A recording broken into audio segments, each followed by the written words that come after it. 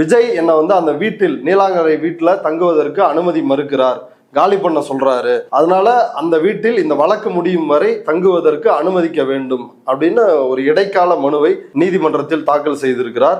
இது பற்றி உங்களுடைய கருத்து என்ன? விஜய் என்ன பண்றாருன்னா, அவரோட வழக்கறிஞர் மூலியமாக நீங்க கோர்ட்டுக்கு போயிட்டீங்க, வழக்கு போட்டீங்க, அதனால நீங்க இந்த வீட்டுல இருக்கக்கூடாது அப்படின்னு சொல்லிட்டு அவங்கள வெளியில அனுப்புறாங்க. ஆனா இந்த மனுவில் அவங்க ஏற்கனவே ரொம்ப தெளிவா குறிப்பிட்டிருக்காங்க. நீங்க குறிப்பிட்டது போல இந்த வழக்கு முடியும் வரை அந்த இல்லத்துல தான் தங்கிடும். ஏன்னா அவங்க அட்ரஸே பார்த்தீங்கன்னா கோர்ட்டுக்கு இந்த அட்ரஸ் தான் கொடுத்துருக்காங்க. நீலாங்கரை கபாலீஸ்வரர் இல்ல நகரில் இருக்கிற அந்த நீலாங்கரை இல்லத்தை தான் அவங்க கொடுத்துருக்காங்க.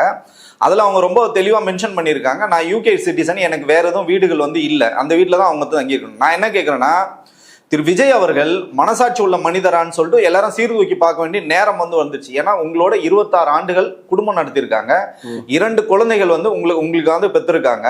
அந்த குழந்தைகளை அவங்க தான் பார்த்துட்டு இருக்காங்க.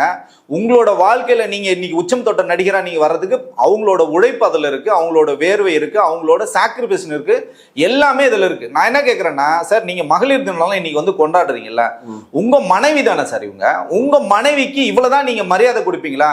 அப்போ உங்களோட ரெட்டை வேஷம் எப்படி இருக்கு? சட்டத்தின்படி அவங்க கேட்கறத கூட நீங்க மறுக்கிறீங்க. அவங்களுக்கு நியாயமா கிடைக்க வேண்டிய உரிமைகளை கூட நீங்க மறுத்துட்டு இந்த பக்கம் நான் மகளிர் தினம் கொண்டாடுன்னு சொல்றது அயோக்கிய தினத்தின் உச்சம். இது விஜய் செய்வது ரொம்ப மோசமான ஒரு செயலா தான் நம்ம. ஏங்க உங்களுக்காக அவங்க எத்தனை இரவுகள் தூங்காம இருந்திருக்காங்க. ஆனா இன்னைக்கு பாத்தீங்களா அந்த வீட்டுக்குள்ளே நீங்க நுழைய முடியாத அளவுக்கு நீங்க இவ்வளவு அரகண்டா நடந்துக்கிறது ரொம்ப உண்மையிலேயே இது என்ன மாதிரி மனநிலையில் அவர் இருக்காருன்னு நம்மளால சொல்ல முடியும்.